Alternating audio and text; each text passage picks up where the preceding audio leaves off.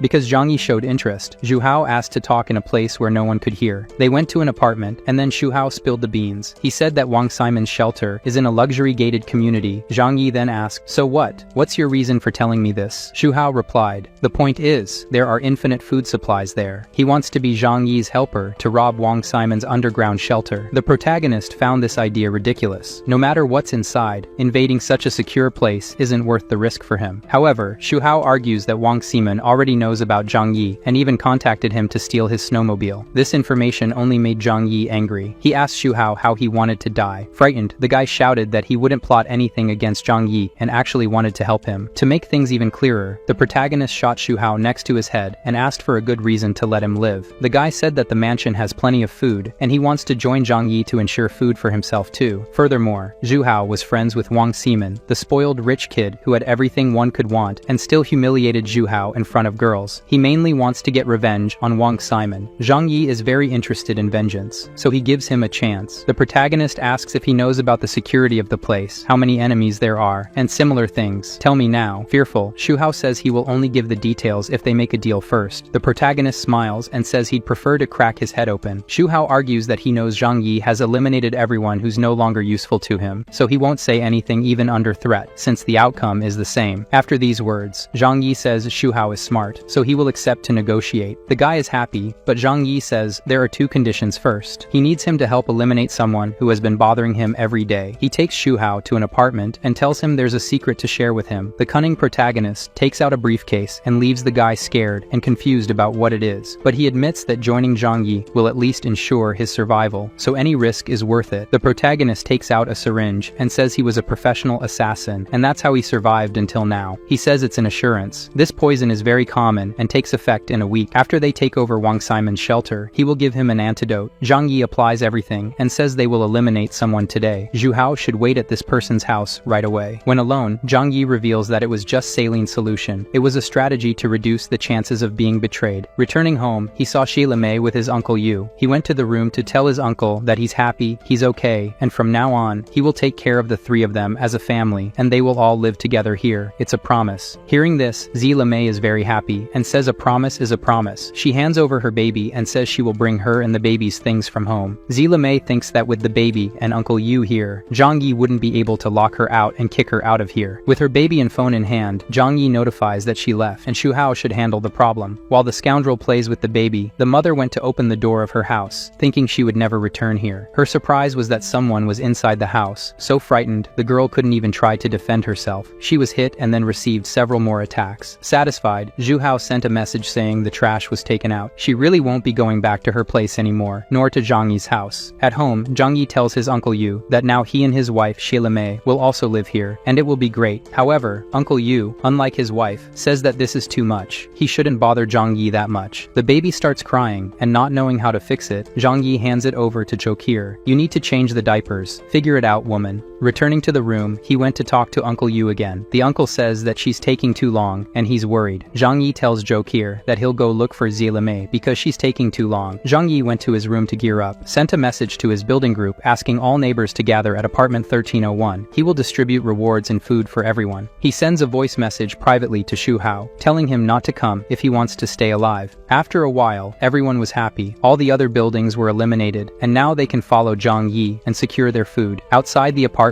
the protagonist hears that everyone is there. He doesn't enter, throws 2 grenades inside, and closes the door. Everyone was happy, and out of nowhere, 2 grenades appear. There wasn't even time to blink, and everything went up in flames. The door was completely destroyed. Zhang Yi, hoping he had protected himself with the shield, entered the room to check the chaos. Everything was in pieces. One of them who survived, angry, asks why. They all helped him so much. Why kill them? Without mercy, Zhang Yi says that he helped everyone survive, and now they owe their lives to him. He's just taking what's his. After erasing all the residents of his building, the protagonist protagonist says that now he has killed all his enemies from his past life except for Chen Zhang because of Zhou Qier. Back home, he goes to talk to Uncle Yu and says that there's trouble. Their neighbors rebelled and eliminated Xie Li Mei. They were planning with leaders from other buildings to eliminate us. Zhang Yi says he took care of them, but some escaped. The uncle, crying, says it's his fault. Frustrated, he punches the bed and makes Zhang Yi think that his power, apart from healing, is super strength. He tells him to calm down. Zhang Yi says he's also to blame for this. This world is very cruel, but he'll get a new woman for him, and she'll be very attractive. Don't worry. This leaves the old man all shy. One last problem for Zhang Yi is the baby. Zhou Qier says he won't stop crying, and nothing works now. With his eyes, he asks if she has used that. She feels embarrassed, saying that's enough. These are only for Zhang Yi's use. The protagonist says he will get someone who can breastfeed the baby. We didn't see if he talked to Uncle Yu about it, because in the next scene, Zhang Yi was going with the baby to Li Jian's building. Maybe this was the only one the protagonist didn't burn. He called for their leader, Li Jian, and told him he needed him. Zhang Yi asks if he's not afraid. Li Jian says he is, but it's also useless to run away from him. Moreover, coming like this with a baby in his arms doesn't seem like he was here to kill them. He asked them to find a mother to take care of this baby. There's food here for a while, for whoever takes the child. Zhang Yi says he won't do anything against him and his building because he truly knows they won't try anything against him. Li Jian, not very grateful, says he will take care of the child. He even runs to a woman, hands over the child and the food, and tells her to take it because everything here is truly shared. Observing how many people are alive in his building, Zhang Yi asks how they will survive when their food runs out. Li Jian says that when there's no food, they will die with dignity. The protagonist says that the food problem can be solved with the things he burned before. Li Jian firmly says no, and despite everything Zhang Yi did to corrupt Li Jian, he never faltered once, so Zhang Yi says he admires him a lot, and Li Jian also says he admires how Zhang Yi has the power to keep those close to him alive. Thinking for a moment, Li Jian wanted to ask a favor of the protagonist, but Zhang Yi stops him and says no. However, he continues, and says that the protagonist used to deliver food to all the buildings before, so now that there's only one building left, why not help them? Zhang Yi just refuses and leaves, but after thinking for a moment, he changes his mind a little. He says that if he helps his people for a while, everything will go wrong, and they'll end up like the other buildings too. Instead, he gives them all the seeds he had. If they manage to plant them somehow, they will be able to rely on themselves and not on others. These seeds are the last thing they receive from him. For the first time since the snow apocalypse began, Zhang Yi helps someone without any ulterior motives. Li Jian asks one of his residents if it's possible to cultivate it, and an elderly biology teacher says it's not impossible. Maybe there's a small chance of success. Meanwhile, in his luxury home, Zhang Yi mentions that the neighbor's issue has been completely resolved, and now the goal is to get their hands on a new fortress. After a while, Zhou Qier returns home and asks if he's finished his work. Yes. Taking off her coat, she asks what he wants to eat. Zhou Qier, all innocent, starts preparing in the kitchen, and the mischievous protagonist holds her back and says she should guess what he wants to eat. She feels awkward, mentioning that her uncle is in the next room, but Zhang Yi says the house has soundproofing and thermal insulation. The next day, Zhou Qier, very tired from all the effort, continued sleeping. Zhang Yi sends a message to Xu Hao, "Come to my house now." It didn't take long for him to arrive. The same person who not long ago was being kicked by others on Zhang Yi's orders was now in his warm house. Out of respect,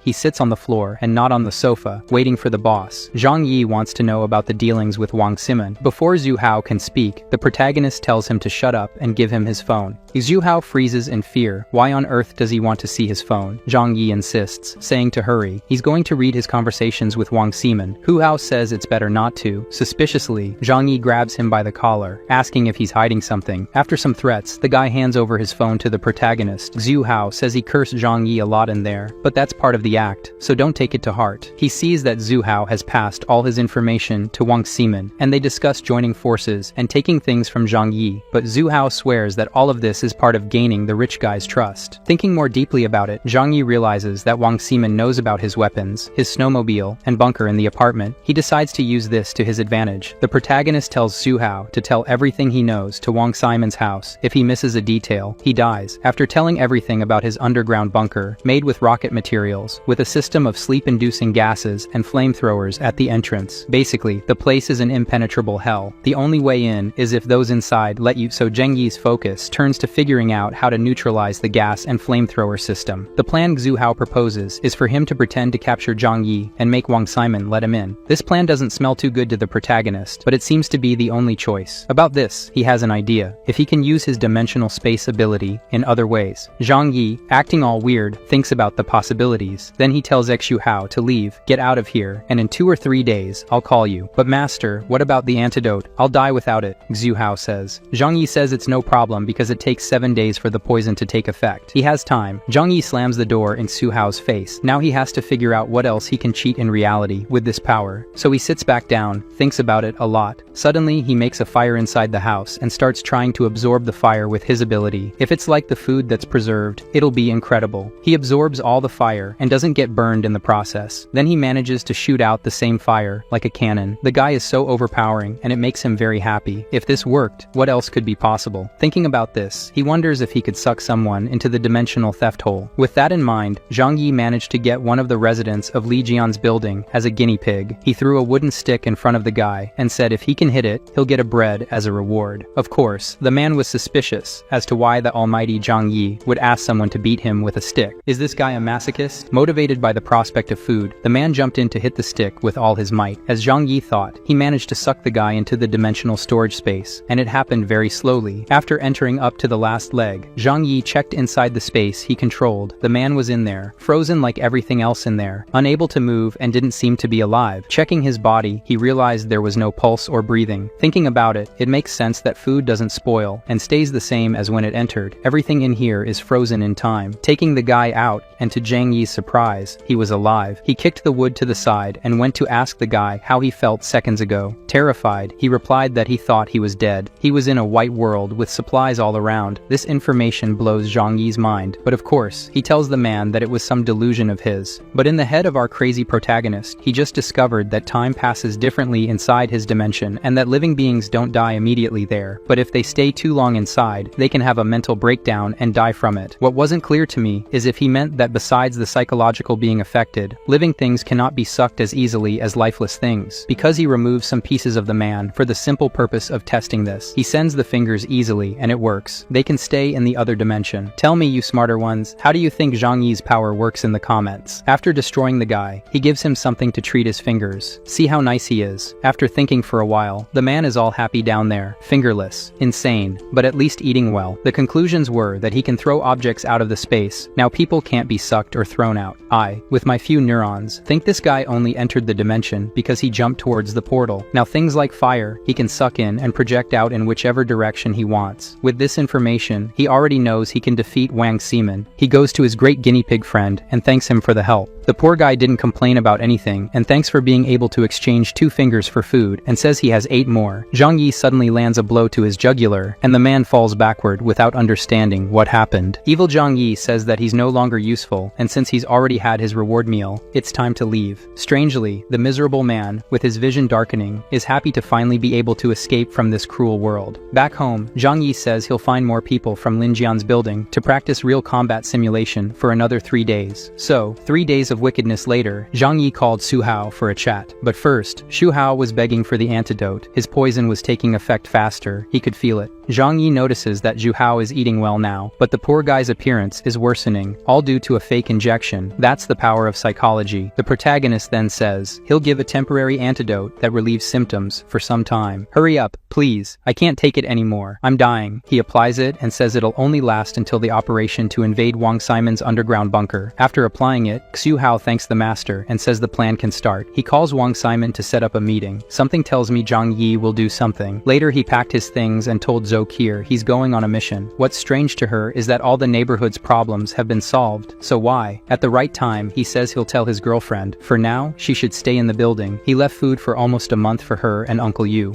Worried, our lovely Zokir tries to stop him from leaving. It's always dangerous outside. Her man then says he's the danger out there. He gives her a sweet kiss and says everything will be fine. If that's the case, she calms down. Our Zokir is a bit naughty, guys. The mission now is to go to the bunker, but unlike what we expected, Xu Hao is tied up behind. The protagonist explains that they have to keep up appearances. The two walk into the city. After a while, they reach the condominium area, which was the city's richest region. Zhang Yi says since it's the highest place in the city, not even the houses were covered by snow. I didn't quite understand how it works, but the topography of the place makes it snowless. From the entrance of the condominium onward, they go on foot. They won't take the snowmobile to Wang Ximen's house. A woman in one of the houses noticed the duo's arrival on a snowmobile. Looking at her empty house without food, she thinks this must be her hope. When they arrived in front of Wang Simon's mansion, it was already dark. In front of the house, Zhang Yi tells Xu Hao to go call the rich boy. Scared of taking a bullet, he goes to the camera to say, "Incredible, legendary, rich and handsome Wang Simon. It's me. I came for the meeting to negotiate the snowmobile." On the other side, the rich kid doesn't understand why they're here today and not tomorrow, which was the agreed upon day. Furthermore, the snowmobile isn't with them. But anyway, Xu Hao says to brother Wang Simon, "Please let us in. This is a unique opportunity to get what you want." Wang Simon makes it clear that if they try anything, they'll be eliminated. Entering the mansion, Zhang Yi realizes that the apartment doesn't even compare to this. Xu Hao goes ahead, afraid of getting a headshot. He says that after that door is indeed his house. They keep walking. The millionaire Wang Simon presses a little button on the computer, and then in the security corridor, defense mechanisms are activated, and gases are injected inside. In the rich kid's cameras, the smoke filled everything, and the screams he heard from the two were of desperation. Upon realizing that everything fell silent, he says it's time to treat the guests very well. What you can't perceive is that within the smoke curtain, Zhang Yi was wearing a gas mask and sucking all the smoke into the dimensional theft space. After a few minutes, the door opens. The plan is to shoot him when he approaches. But to Zhang Yi's surprise, the rich boy didn't come, so he pretended to be unconscious and angry with Xu Hao, who said that only Wang Simon and the beautiful girls lived here. The heavily armed guy knocked on the protagonist to make sure he was knocked out and threw him on the bunk. At that moment, Zhang Yi realized that this person is a famous TV actor and must be Wang Simon's friend. Inside, he threw the two of them on the ground like garbage bags. He tied them up while remarking that the security system was truly incredible. The rich guy remarked that it was obvious, as the bunker cost $1 billion to make. Leaving the two behind, they discussed how Zhang Yi had hidden the snowmobile nearby, so he would go look for it. While the two talked, Zhang Yi released the gas he absorbed in the perfect direction toward the guys. "Hey brother Lin, why are you falling?" "I'm not, but why are you shrinking?" As the men fell to the ground, Zhang Yi had already freed himself. Xu Hao and the two wealthy men were unconscious from the gas, and he was now free. The first thing he did was tie up the two and take their weapons. The guys used gold-plated Desert Eagles. Zhang Yi applied the law of communism and took them for himself. All the places were fancy and large. Walking through the rooms, one of them had an indoor plantation, now clearly belonging to Zhang Yi. Going upstairs, he found game rooms, in one of which were the beautiful girls Xu Hao had mentioned, but it was strange that they were all unconscious. In another room labeled dogs and cats, there were the sights they were seeing and tied-up cosplayers, clothes strewn on the floor. One of them was awake and crying, begging for forgiveness from Mr. Wang Simon, saying they were wrong. Holding onto her legs, she said they just wanted to go out for a bit, and could do anything he wanted if he let them. Without heart or empathy, Zhang Yi kicked the girl and said that now he had an idea of what was happening here with the others. A few shots, and the place fell silent. Now in the surveillance room, Zhang Yi said the heart of this madhouse must be here. All the cameras and environments were controlled from here. After walking through the other 200,000 rooms, many of which only opened with a password, he gave up and went back to wake the two rich men up with water in their faces. "Are you awake?" Not understanding how this happened, the rich guy freaks out. Zhang Yi then makes it clear that a magician doesn't reveal his tricks, and now has something more important to discuss. He asks if Wang Simon wants to cooperate with him or not. The answer is yes, as long as he doesn't hurt him. Zhang Yi's condition is to live here with Simon, which shouldn't be a problem in such a big house. Surprised, Wang Simon asks if the protagonist only wanted to live here with them, not kill everyone and take over the place and its girls. He says no, that here is too big to live alone. It would be lonely. Wang, all happy, says that if he wants to be friends, he can. Zhang Yi says that the snow won't last forever, and when it's gone, a poor and unimportant person like him being friends with someone as rich as Wang Simon is the best thing to do. Simon agrees, but internally, he thinks about how Zhang Yi is too afraid to kill him. To release the rich guy, Zhang Yi's condition is for him to teach him how to operate the house's security system, to give him the passwords and everything else. As he has no choice, Simon tells him to promise not to hurt him after he does that. Zhang Yi promises that after that, he will let him go. "I don't kill innocents." With no choice, Wang Simon agrees. In the control room, the rich guy teaches Zhang Yi everything, including the passwords and the instruction manual. With all this, Zhang Yi is sure he can control the entire house. If that's the case, brother Zhang Yi can release Simon. He smiles maliciously and agrees. Zhang Yi takes out a knife and cuts Wang Simon's vocal cords. He calmly tells him to breathe slowly, assuring him that the pain will soon fade away. He truly soothes the man, allowing him to peacefully transition to the other world. Simon, now voiceless, wonders why he's saying all this to someone he just deceived. Zhang Yi, as if reading minds, remarks that there's no point in keeping a worthless piece of crap alive. Perhaps it's because of the girls he saw inside. Yeah, that must be it, folks.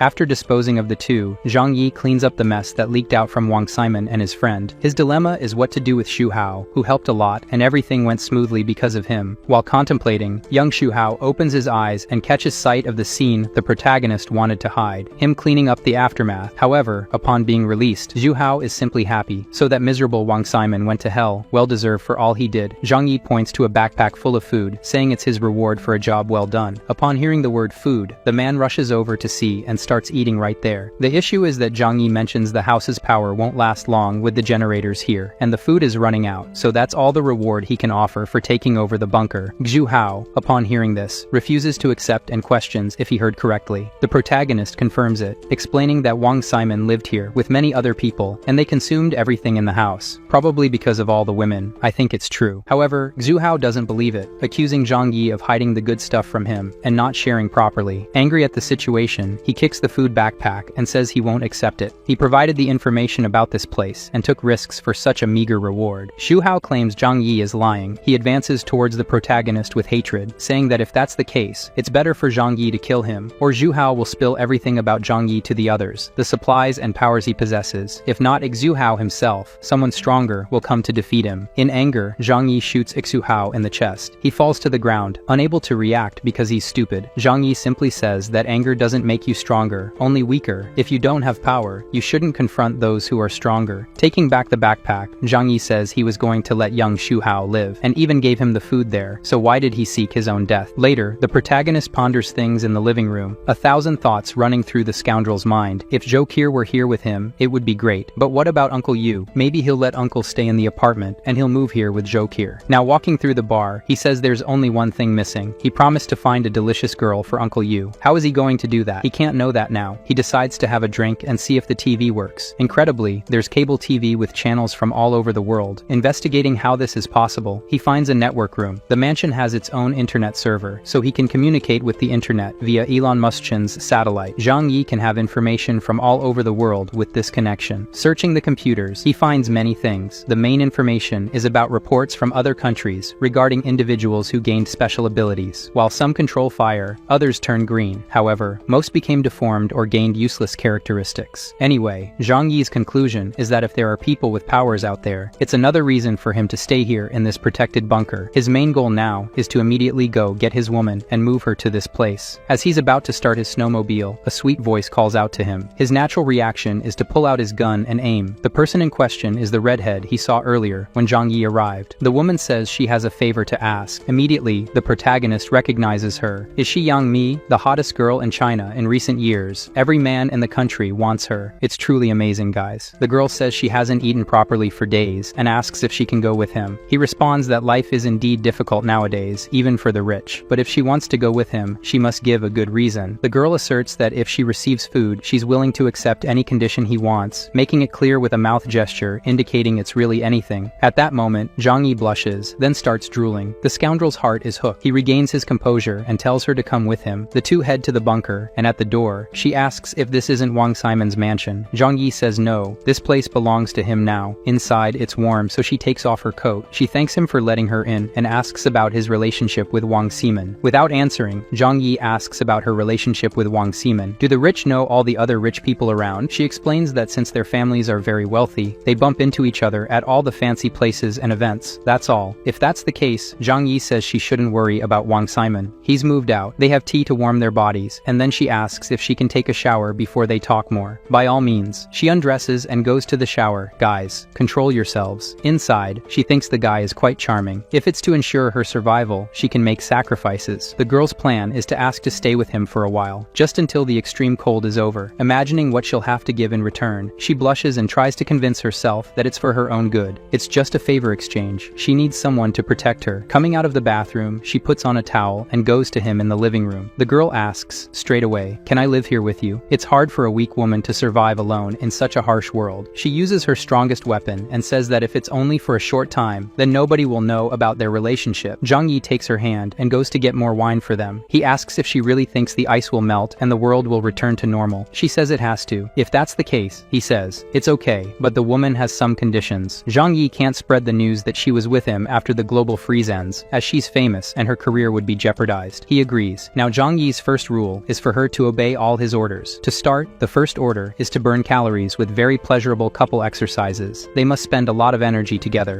After many deep movements, Zhang Yi shows her his power by producing a new outfit for her to wear. The girl is surprised and asks if he's a powerful magician. If so, she wants to discuss more things with him right away. She's still in a towel to not lose her natural power, so Zhang Yi, to demonstrate his power better, conjures up a complete meal table with pizza and roast chicken. If she's obedient, the beautiful girl can have this level of comfort. All she needs to do is obey his desires. The woman drools over the food. Zhang Yi tells her to be smart, just accept it already. She's thinking why, as a famous actress, she can't be discovered sleeping with just anyone. She's still worried about her reputation, and says she has more conditions. Their agreement is only valid until the freezing in the world ends. Everything they do here is a secret. Gazing at the beauty in front of him, Zhang Yi says she's beautiful. The girl's second condition, which she says with embarrassment and fidgeting, is that she can't be forced to do very perverted things. He has to accept that, and then they can have a colorful friendship. Zhang Yi comes close and says she came to him for help, so she can't ask for too much. Plus, if it's enjoyable for him, it will be for her too. He opens the gates for the girl, while she's still hesitant, but in the end, she accepts everything.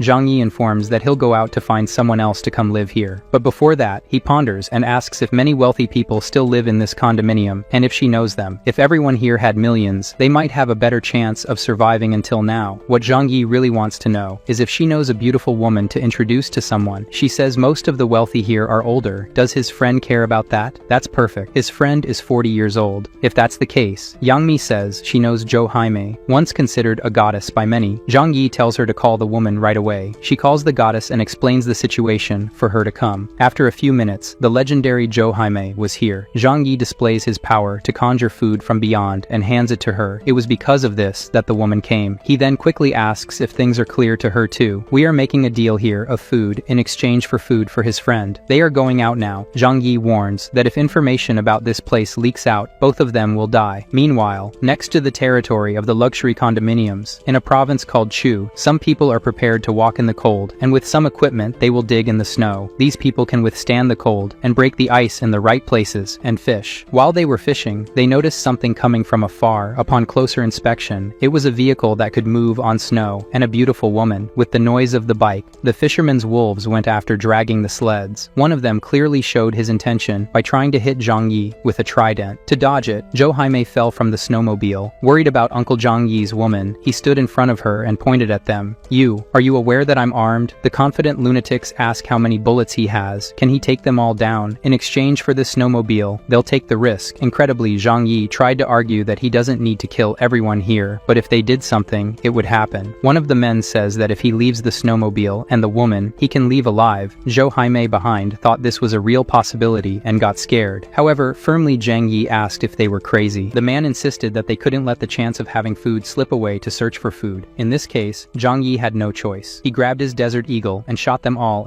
The idiot was the first to take a shot to the forehead, with the noise attracting the dogs, so Zhang Yi, using his storage skill, sucked the wolves into the dimensional space. Girl Zhou Haimei climbed back onto the snowmobile, and they continued to flee. People returned, but all they found were their brothers' bodies in the snow. They also noticed that the dogs were gone. The men looked around and couldn't see where the dogs were. This outsider killed their people and stole their dogs. This couldn't end like this. They would have to seek revenge. Carrying the bodies, they returned to their village. In their village there's a castle, and inside there's an otaku hugging a dakimakura pillow. Are you guys like that too? There's no point in lying, I know. The villagers defeated by Zhang Yi returned and went to talk to the otaku in his room. They were disgusted with everything here, asking if he wouldn't prefer a real woman who isn't 2D. The boy is lost in this world, so they need to pull his blanket to wake him up. The situation is so serious that he doesn't even realize there are people in his room watching him date. Wait outside, I'm dating. Sometime later, he left his wife and went to talk to the men. They tell him about a man who has a snowmobile and a beautiful 3D woman. They need that snowmobile and also need to avenge their brother's deaths. The reason they came to the chubby guy is that this outsider may have powers just like the otaku. They want him to help capture Zhang Yi and get the snowmobile for them. The otaku, who seems very important, says that God gave him this power, so he must have sent this person with powers to make him even stronger. Chun will accept the challenge and hunt down this person. The elders affirm that their tribe cannot be intimidated, and what the otaku is doing is noble. They rely on young Chun. Sometime later, Zhang Yi and Zhou Haimei arrive at the building where their safe house is located. The woman seems sad about the situation. The reason for her sadness is that, in the current situation, she has no other choice. To survive, she must accept being someone else's woman, whom she doesn't even know. When they arrive, Zhou Qi will receive her unfaithful boyfriend. He has been working for so many days away, so he must be tired. Upon realizing the presence of another maiden, Zhou Qi, embarrassed, says she didn't know Zhang Yi liked older women. The protagonist tells the guest to sit down, and leaving the room, he tells Zhou Qi that this person is not for him. She came to meet Uncle Yu, but Zhang Yi asserts that there's nothing wrong with older women. Leaving that aside, how is Uncle Yu? He healed in a week. A normal person would take 3 months to heal. The old man is as good as new. The protagonist's orders were for Zhou Qi always to apply sedatives to restrain his uncle, but now it's time for him to leave the cage. Zhang Yi's concern is that there are others out there with powers. Building a good relationship and keeping his Uncle Yu in good condition are his interests. Together, they are stronger. Inside the room, Uncle Yu was doing very well. He said he was very happy and grateful for everything his nephew did for him. Besides saving his life, he now looks handsome. Uncle Yu feels much stronger now. To demonstrate this, he puts his hand on the bed to try to break it. However, Zhang Yi, impressed, tells him to calm down. Uncle Yu shouldn't think he's a monster. In fact, he has just awakened. He gives an example that before he was a tadpole, but now he's a frog. To help, Zhang Yi reveals his power as well, making it clear to Uncle Yu how he always had so much food. Because of his excitement, Uncle slapped the bed and broke it, causing it to fall to the ground. Zhang Yi asks if he's okay. He says yes. He just needs to get used to his strength. The protagonist asks his uncle if he wanted a wife. He has something for him. Zhang Yi takes him to the living room and shows him his gift. Immediately, he recognizes, "Could you be Zhou Haimei?" She says yes and asks if he's Uncle Yu. Look at how excited the old man gets. Zhang Yi says that this house will be theirs and they can get to know each other and live here together. Zhang Yi will move elsewhere with Zhou Qi. They prepare to leave. Zhang Yi tells Uncle Yu that this snowmobile will be his gift, to use it and get food now. His uncle is very honest, saying that this is too much. The snowmobile is important to Zhang Yi. However, the protagonist shows his new ride, a snow-going car. Now it's no secret to anyone that he has powers, and everyone is shocked by this. The two of them go by car to their new home. Along the way, Zhou Qi asks if their new home is beautiful. He replies yes, it's very spacious and comfortable, nothing like their apartment. Along the way, Zhang Yi warns that there is another person at home. He's warning her in advance to be prepared. Zhou Qi sulks because it's obvious it must be another woman. In this way, Zhang Yi reassures his wife, saying that it's just someone who will help with housework every day. Initially, she asks if it's only for this reason, and he says yes, she is the only one in his heart. After that, Zhou Qi calms down and becomes happy. Zhang Yi is relieved because he doesn't need a disobedient woman. On the way, they face a heavy snowstorm until something stronger than the snow hits the car, a tornado. Realizing this, the tornado was pushing the car, so Zhang Yi uses his ability and sucks the entire snow tornado into another dimension. However, right after that, another different tornado threatens them. At this moment, Zhang Yi realizes that there must be another person with abilities like his uncle, so he turns around and flees. More snow tornadoes come their way, and just like before, he absorbs them with his storage power. The culprit behind this was the otaku. These attacks are very exhausting, so now he's at his limit. The others with him ask if he's okay. He says yes, but he needs to rest a bit. Now that they've confirmed the enemy's powers, they are worried. Zhang Yi stops the car and takes a rifle from his storage. He deduces that his opponent must tire out a lot with their attacks, so he must retaliate while they recover. Zhang Yi gets out of his car and shoots at the snowbank. One of them is hit in the leg and shouts for help. Only 2 remain. The otaku still wonders how he can see them hidden, so Zhang Yi shoots several more times. Chun attacks with tornadoes, but his attacks are easily nullified. Despite giving his all, he is completely neutralized. How can he be so powerful? With this, Zhang Yi says they must have realized the difference in power. They are not reacting anymore. However, continuing this fight here could be dangerous for Zhou Qi. Zhang Yi shouts that if they have the courage, they should come after him, but now the fight will be on his turf. Zhang Yi returns to the car, and she calms down very quickly and asks if he has killed them all. He says no, so you'll come back for revenge later. She asks this because she already knows her boyfriend and knows he's like that. They continue on their way, leaving the defeated ones behind, but at least everyone is alive. In the bunker, his red-haired girl was lying down until now, waiting for him to return. This happened, and as soon as the protagonist arrived, he went to inform Yang Mi that she should come and meet his new friend. She asks if the friend is engaged to him or something. It's something like that. Zhang Yi hands her new clothes to wear and come downstairs now, and let's face it, she looks very good in that outfit. Determined to claim territory, Yang Mi dresses up and puts on makeup to meet her rival. As she descends the stairs, Zhang Yi is excited about it. Following behind is the beautiful redhead. When the two girls see each other, they are startled, and Zhou Qi approaches Yang Mi with fists clenched, hinting at a possible fight. Zhang Yi Yi intervenes and asks if they already know each other. Jokir confirms that she's her cousin. Surprised, Zhang Yi stands between them and asks if it's all getting a bit too serious. Yang Mi asks him not to let her cousin know about their relationship, but Zhang Yi questions if there is indeed a relationship. The shy girl wonders if their agreement isn't just a temporary arrangement. They are cousins, and their families are famous in the medical field. Jokir doesn't like her cousin because, according to her, Yang Mi embarrasses the family name. People in their social circles mock them because Yang Mi chose to work in the entertainment industry. Jokir complains that the worst part is her cousin's poor acting skills. Zhang Yi asks why that's a problem. It's because Yang Mi uses her looks to promote herself, and that vulgarity makes others mock their family. Zhang Yi intervenes again, stating that it's all in the past, and there's no longer such a social circle. From now on, they will have to live together peacefully. He decides to show them around the new house and their responsibilities there. When they see the cultivation room, they get excited about taking care of the plants, as these gardens are their responsibility. Yang Mi thanks the protagonist for keeping her secret. She suggests they can maintain their relationship, but keep it a secret. Zhang Yi nods in agreement, respecting her opinion. However, he wonders how he'll manage their three-way relationship now. To express her gratitude, Yang Mi offers to cook for them and heads to the kitchen. Later, while searching for ingredients, she finds there's nothing in the pantry. As she searches, Zhang Yi sneakily approaches her and whispers in her ear, making her blush as she wonders what he's up to. "What are you doing, and what if your fiancé finds out?" He ignores her concerns and retrieves ingredients from his dimensional storage, telling her this is how they'll eat from now on. Even though she's aware of his powers, she's impressed, as are we by other things. He pats her bottom playfully and eagerly anticipates the meal. After a while, the food is ready and they can start eating. Apprehensive about whether they'll like it, Jokir tastes it first and remarks that it's too salty. Embarrassed, Yang Mi admits she couldn't concentrate with everything going on. Sensing the tension between the cousins, Zhang Yi decides to take advantage. He starts being affectionate with Jokir, feeding her, and she responds by being cute and happy, showing off to her cousin. Even though she pretends not to care, she keeps up the display throughout dinner. Later, as they lie in bed, Jokir asks which of them is better. Zhang Yi pets her head and says, "Of course you, it's her." Jokir is his personal doctor, so she's more important. Not to mention, she's the most beautiful. Zhang Yi kisses her forehead and hugs her as they drift off to sleep. In this cute moment, the protagonist reflects that love is nonsense. Everything is about interests. In the following days, Zhang Yi practices his archery skills daily. At one point, he receives a call on his cell phone. Without caring who it might be, he declines the call and blocks the number. Nothing outside this place matters to him. However, mysteriously, the blocked number calls again, making him furious. How is this possible? He hangs up and blocks it again, but the number calls once more. Now he's driven crazy by it, and then the phone answers the call on its own. The person on the line asks why he won't answer their calls. Zhang Yi listens and learns that the person knows his personal information, including his date of birth, ID number, and everything that should be kept secret. Finally, the caller mentions his mansion. The caller says it's simple. This hacker wants Zhang Yi to provide food, clothing, and drinks in exchange for not spreading his information. The protagonist questions if he really thinks this information is important. However, the chubby man on the other end of the line claims to have evidence that Zhang Yi stole from the Walmart warehouse. If he spreads this, the right and powerful people from the entire city will come after him because they know he must have a lot of food. The chubby guy reveals his identity and where he used to work before the disaster. Even Zhang Yi is aware of the company this hacker works for, so if he knows all this, he might have taken control of the security systems of this mansion. Zhang Yi tries to convince the man that he doesn't have that much food, but it doesn't work. Despite Zhang Yi being furious at being blackmailed in this way, he listens to the man's demands. This mansion relies on security cameras, alarms, digital locks, and other things. The man threatens that if he disables these, at any moment he could be attacked in his bunker. The chubby guy says he must deliver everything requested to his address at Villa 302. If Zhang Yi tries anything, he will know, and he will fulfill the threat of leaking all his secrets. After hanging up the phone, he gets so angry that he goes to the living room to get some water and calm down next to his wife. Jokir asks, "What's going on? Why is he so nervous?" Zhang Yi tells her everything. His location has been discovered, and how the hacker threatened to leak his information. Now they are vulnerable. His girlfriend mentions that gossip about famous people is common and often lacks credibility, but when it's about such specific information regarding someone who isn't famous, this hacker poses a danger to them. Zhang Yi says he wanted to kill him right away, but perhaps their data will still be leaked even after defeating this guy. She tries to think of a solution. Jokir mentions that in the past, technology companies would go as far as to hire people to eliminate hackers to prevent their data from being leaked, but these people always left a way for the information to leak in case something happened to them. With this, Zhang Yi is sure this person must also have such a precaution, so just killing him won't be enough. For sure, their evidence will leak out. Jokir then says they've thought enough for today. It's best to relax a bit. However, he insists that this problem cannot be put off. Yang Mi passes through the room, heading towards the cultivation room. As she is famous, the protagonist explains the problem to her and asks for her opinion. Yang Mi says this is exactly like people spreading rumors about famous people on the internet. Then suddenly Zhang Yi has an idea. If he does something so that when the information leaks, it will be treated as just a rumor. The two confusedly ask what he intends to do. He says he'll prepare first and then explain. Going to his control room, the hacker calls him, asking if he has separated the supplies. Zhang Yi angrily says that if it weren't for the information he has, he would kill him right now. On the other end of the phone, the hacker starts laughing. If anything happens to me, your information will automatically be sent to everyone's phone in the city within 24 hours. You'd better think carefully about the consequences. At that moment, Zhang Yi is certain that he has 24 hours to act, so he says the man is tough and he will cooperate with him, and then he hangs up the phone. The protagonist's plan is to spread rumors about the Walmart theft through all media channels. By spreading rumors, he will bury the truth in a sea of lies, so no one in the city will believe it. After spreading false information, Zhang Yi stretches, grabs his backpack, and says it's time to take out the trash once again. He puts the backpack in the designated location and moves away to a considerable distance. He hides behind a tree with his rifle, aiming where his target will soon be. He sends a message to the hacker saying he has already delivered what he promised and left. However, even after a while, there is no response, and no one comes out to pick up his backpack. After waiting for a long time and seeing no sign of the person leaving to pick up the backpack, he thinks about calling the hacker or sending a message asking if he has already picked up the supplies. However, he changes his mind. If he asks if he has picked up the supplies, it may raise more suspicion. So more time passes, perhaps hours, and finally the door opens and someone tries to pick up the backpack. Zhang Yi has never pulled a trigger with such determination in his life as he does now. In an instant, a laser pierces the man's head. He rushes to the scene, and to ensure his enemy is neutralized, he shoots him a few more times. Then he enters the house to search for things and notices a notebook. His idea was to destroy it right away, but surely it must contain important information that he can access later, so he decides to store everything in his storage space. Now, everything is done, and he leaves. Zhang Yi returns home relieved, stretching in his comfortable house. This time Zhou Kier made the food. As he is served by the two girls, he asks if they received messages on their phones. They say yes, and show some messages about a Walmart warehouse theft. He tells them that's what he did. He spread dozens of messages with false information, and when the true information leaks, it will be lost amidst a bunch of lies. In the control room, he programmed these messages to be sent daily for a while. Impressed by this, Yang Mi says he's amazing. She recalls that it was common among stars who were exposed due to some scandal to be forgotten if another famous person was exposed for something later. He did something similar to that. The girl thinks that besides being handsome, he's very intelligent. Zhou Kier asks, what if there's still a risk of people coming after them here? Isn't it still dangerous? Zhang Yi is silent for a while, and then Zhou Kier says she doesn't doubt his methods, but in Tianhui City, there are several people who deal with technology like the hacker, and others could also hack into the security system of their house. Zhang Yi agrees and says that indeed, unless the world returns to the Stone Age, they run this risk. The two girls, upon hearing that they are constantly at risk, even behind this security system, become scared. But Zhang Yi says they can solve this in another way. However, just thinking that he might be attacked unprepared leaves a bitter taste in his mouth, so he says this safe haven will become even safer. Zhang Yi tells the girls that he is confident and can keep this place safe, but they can't just sit around. For some reason, the redhead becomes shy thinking about something. Zhang Yi, unsure if she's that mischievous, gives her a smack on the head and says they'll set traps to reinforce security, not rely on technology. Zhang Yi explains that this bunker was prepared for large-scale threats like bombs and airstrikes. However, there isn't much security against attacks by people as he would like, so they will prepare defenses against people trying to invade the place. The two beauties, excited, say they will do anything he asks. Zhang Yi takes out from his storage space a pile of nails and wood. With this, they will make traps. They'll nail nails into wood and bury them in the snow. He also explains how other traps will work. While they manufacture them, he thinks that after realizing there are traps, they might start using equipment to dig up all the traps. It was thinking about this that he had another idea. They started placing some traps, and Zhang Yi buried some explosives. If you try to dig this up, you'll be eliminated. He also hides grenades with tied lines, and people passing by dragging things to unearth the traps will be blown up too. Finally, after much effort, they made good protection in the areas around their mansion. Returning home, Yang Mi asks when invaders are coming so she can see the traps in action. Zhang Yi asks if she's crazy, it's better that they never need to use them. Sitting on his couch, he says that most people with common sense won't try to attack a fortress at a time when everyone wants to keep intruders away. Only then does she understand. It's better to have these traps as a precaution only. Before she realizes it, Zhang Yi is already making another security mechanism. Even though they have digital locks, he prefers to have mechanical locks as well, so he can lock the door and no one can open it from the outside. Quickly, the front door now has 3 times more security security. Zhang Yi begins to be sure that joining this guy was the best thing she did. Surely she will have a much safer life than anywhere else, and also very pleasurable.